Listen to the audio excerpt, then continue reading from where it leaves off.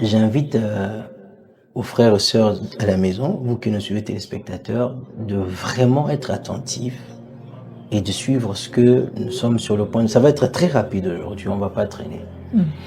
Alors, je veux vous apporter un élément dans la connaissance du salut. Ok. Parce que globalement, nous savons que on est sauvé dans notre esprit. Nous avons reçu le Saint-Esprit. Mais que c'est au niveau de notre esprit que cela se passe. Ce que je veux apporter, c'est la dimension corporelle du salut. Ok. Tu vois, je vais te montrer. Il a fait des choses pour toi que tu t'es peut-être pas rendu compte. Je vais te montrer que ton corps même aussi, il est différent. Le corps du chrétien n'est pas le même corps que quand il n'était pas sauvé. Le corps du chrétien connaît une transformation aussi, comme son esprit, comme son âme. Ok.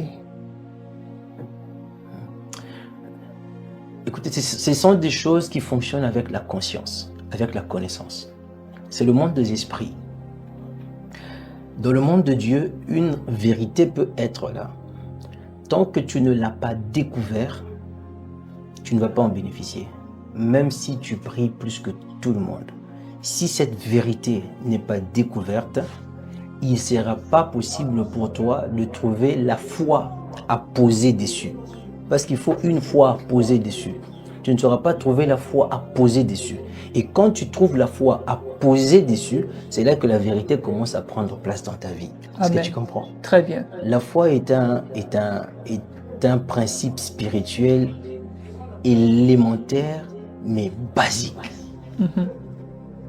La foi, elle existe en tout. Il n'y a rien dans le monde spirituel qui soit activé sans la foi. Ok.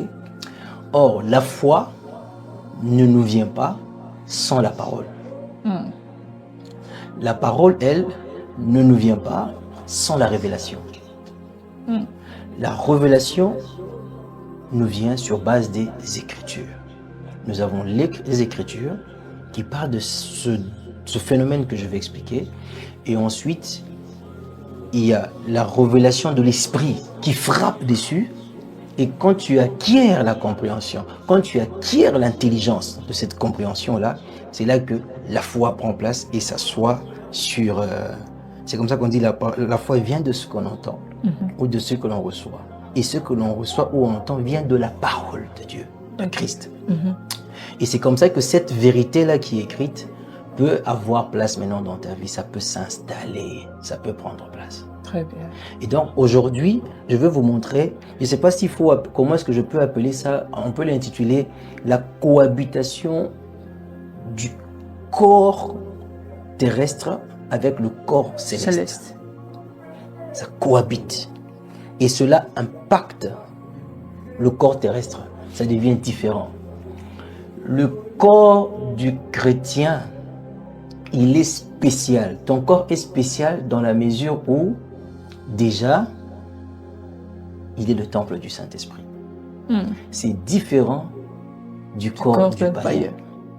Le corps du païen, son corps est destiné aussi à devenir le temple du Saint-Esprit, mais il ne l'est pas, parce que le Saint-Esprit ne l'habite pas encore. Jusqu'à ce qu'il va l'habiter. C'est là que son corps devient aussi le temple du Saint-Esprit. Ok. Encore pour plus d'éléments, déjà dans la théorie comme ça, avant que je ne prenne les Écritures, mon frère, ma soeur, tu vas te rendre compte que ton corps est capable de guérir un malade. Vous imposerez les mains sur les malades et les malades seront guéris. Tu ne prieras pas pour les malades. Tu imposeras les mains. Tu mettras son corps en contact avec ton corps. Okay. Il y a quelque chose de particulier qui se libère du corps du chrétien. et qui apporte la guérison ou encore la restauration ou encore le salut dans la personne qui souffrait d'un mal dans son corps. Est-ce que tu comprends ça? Je comprends très bien. Il faut croire ça. Et tu te rends compte de combien le salut que Christ nous a donné est excellent. On est au-dessus de ce que les humains peuvent penser. Le chrétien, et quand je dis même le mot chrétien, on risque de mal comprendre ça. On peut penser à quelqu'un qui va à l'église. Je vais arrêter le mot chrétien. L'homme en Christ, celui qui a reçu Christ en lui, est d'une grande excellence. Nous devons croire ces choses.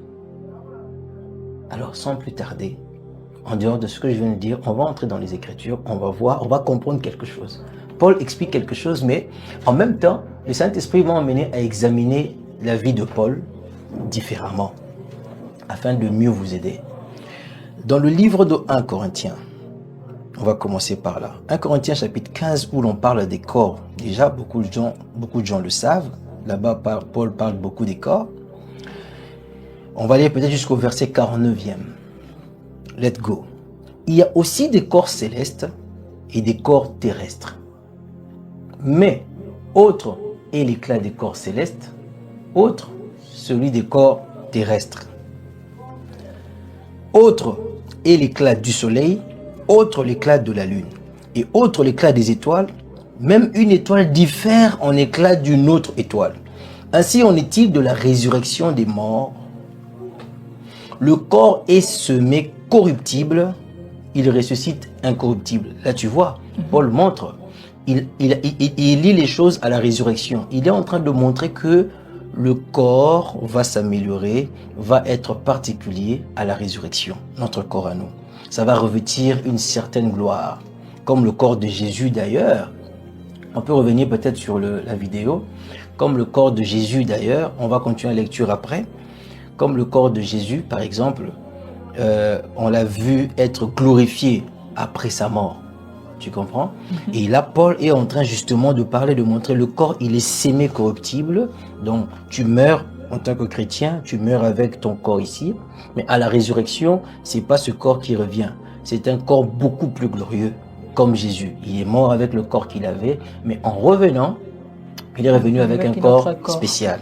Un corps qui pouvait traverser les murs, un corps qui disparaissait pour apparaître ailleurs et tout ça. Voilà. Alors, on va continuer la lecture ici. Il ressuscite incorruptible. Il est sémé méprisable. Il ressuscite glorieux. Il est sémé infirme. Il ressuscite plein de force. Il est semé corps animal. Il ressuscite corps spirituel. Il y a un corps animal, il y a aussi un corps spirituel. C'est pourquoi il est écrit, le premier homme, Adam, devint une âme vivante. Le dernier Adam est devenu un esprit vivifiant. Ça, c'est notre réalité spirituelle profonde, on va revenir dessus plus tard. Mais ce qui est spirituel n'est pas le premier. C'est ce qui est animal. Ce qui est spirituel vient ensuite. Le premier homme tiré de la terre est terrestre. Le second homme est du ciel. Tel est le terrestre, tels sont aussi les terrestres. Et tel est le céleste, tels sont aussi les célestes. Et de même que nous avons porté l'image de Christ, nous porterons aussi l'image du céleste. On peut revenir maintenant sur la vidéo. Alors, tu vois, quand Paul explique ces choses des corps, il cible nos corps à nous les chrétiens.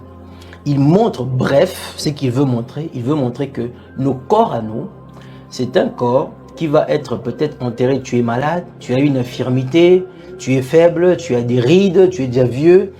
Ce corps-là, on va l'enterrer à ta mort. Mais quand tu vas revenir, le corps va revenir glorieux.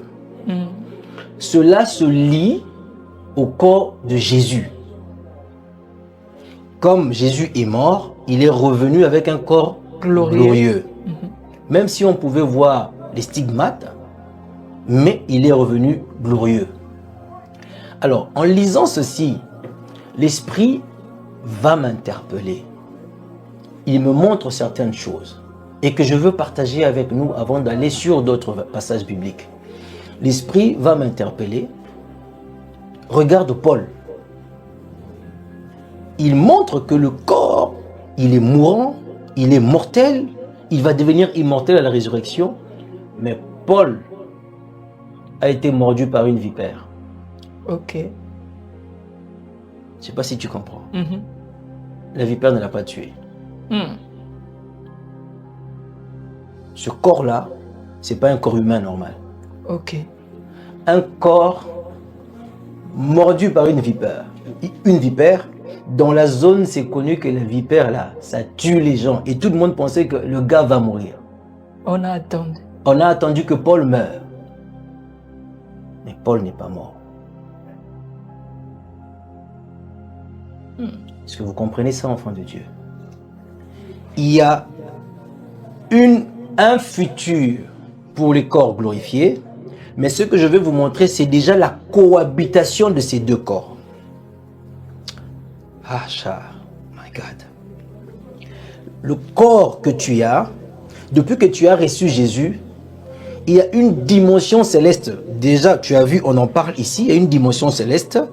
Paul en parle dans 1 Corinthiens, qui va se manifester, mais en fait, c'est dans sa plénitude qui va se manifester. Mais déjà sur la terre, nous vivons les effets célestes dans nos corps physiques ici. Exactement. Donc le corps du chrétien est différent du corps du païen, parce qu'il partage deux dimensions, ce corps. Cabane. La dimension terrestre et la dimension céleste en même temps. Moment. Ce qui fait que tu as Paul, mordu par la vipère, il ne meurt pas. Lapidé même. Et tu sais, on nous a dit dans la Bible que vous allez prendre de breuvages mortels quand vous croyez en Jésus. Et que vous ne mourrez pas. Vous ne serez pas touché par le poison. Pourquoi? Parce que ton corps est infecté par une dimension de vie. Je ne sais pas s'il faut dire infecté ou affecté. Mais en tout cas, ton corps est impacté par une dimension de vie divine. Ton corps est devenu différent depuis que tu as reçu Jésus. Depuis que tu as reçu le Christ. Depuis que tu es en Christ. Depuis que le Saint-Esprit est venu habiter en toi. Et que ton corps abrite le Dieu du ciel. Frères, sœurs, c'est pas seulement ton esprit et ton âme qui sont sauvés, même ton corps est déjà différent.